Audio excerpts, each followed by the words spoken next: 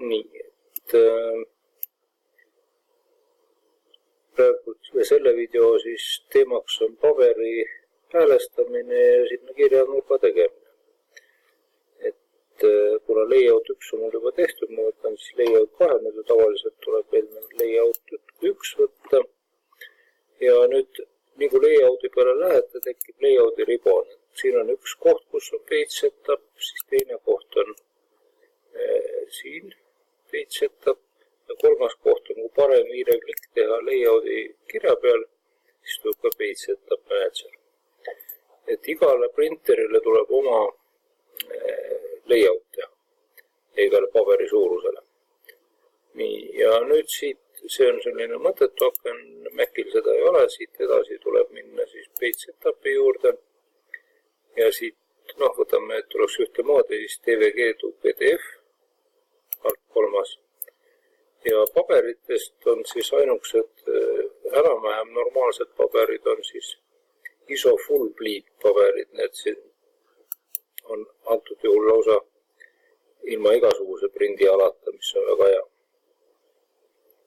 Ja paberi häälestamiseks rohkem polegi vaja.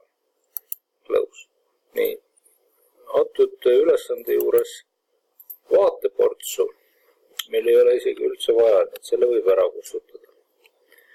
Nüüd kodu ehk siis home ribboni pealt me leiame ristküliku tööriista ja esimese nurga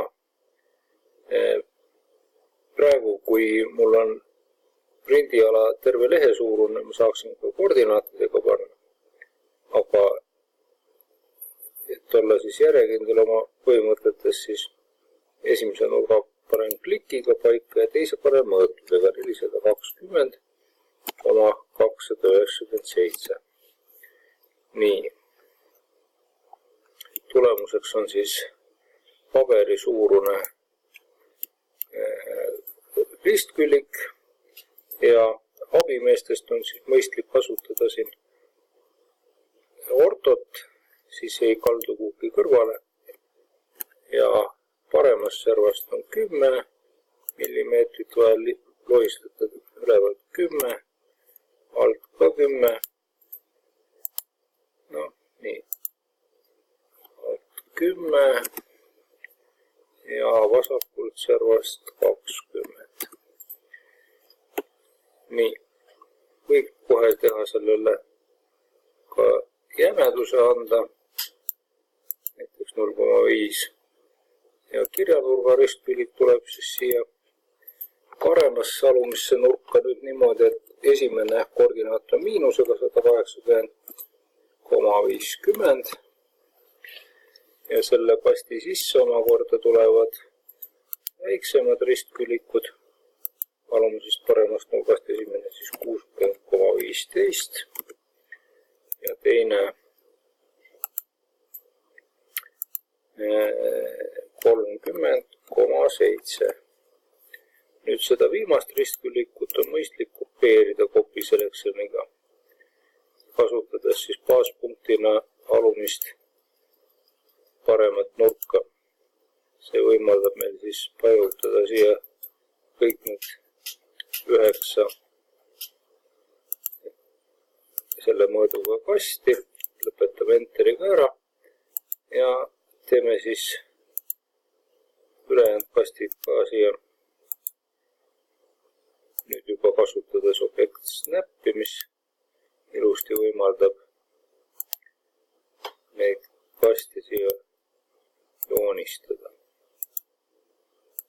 Nüüd selekteerime selle piirjoone ära, siis me saame siit match propertiesega kanda need omadused üle nendele kastidele, millele taha. Nüüd kirjade sisestamiseks on mõistlik kasutada multiline teksti ja multiline tekst tahab siis saada 2 klikiga määratud akent. Kohe tuleb määrata justification ehk siis paiknemine, middle center, teksti kõrgus siia 7 mm kõrgusesse kasti sobib ilusti. See 2,5 millimeetrit, aga 2,5 millimeetriga peab siis meeles pidama seda, et tohib kasutada ainult suuri kähti. Ja nüüd näete, et iga kord peaks seda justification'it määrama, siis võib nendesse väikestesse kastidesse kopeerida seda teksti ja hiljem siis muuta, et lihtsalt topeltklikk selle kirja peal ja siis saab seda kirja muuta.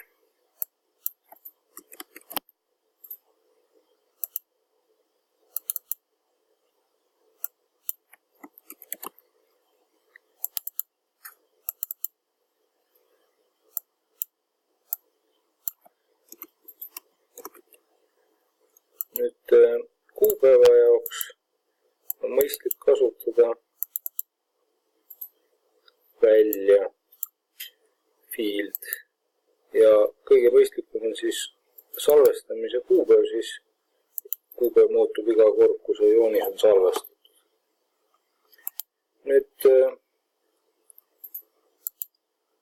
suuremad tekstid suurematesse lahtusitesse võiksid olla suurema tekstiga, aga siin on nüüd valikus on 2,5 ja 125, kumbki ei sobi. Et kuna alguses ta ei taha lasta neid teksti suuri hästi muuta, siis muudame nüüd tagantjärele.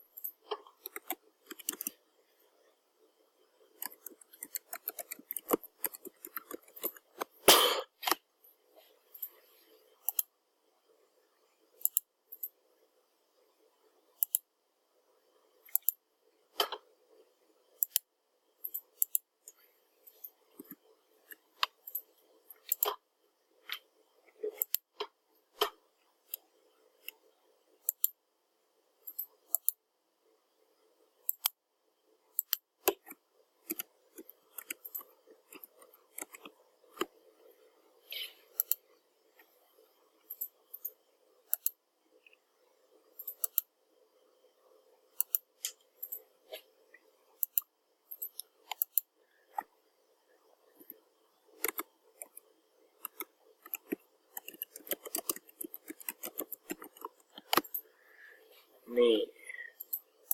No, võib muidugi veel lisada siia, jätan selle jaoks kõige suurema lahtri väljana ka faili nime, siis teab, kust kohast seda faili otsida. Nüüd need kirjad, mida ma tahan suuremaks teha, need ma võin korraga valida ja propertist akena mul lahti, siin on tekst heiks, on kerge korraga ära muuta näiteks 4. Ja salvestame siis muutud nüüd kuupäeva tänaseks. Ja ongi paberi vormistus olemas.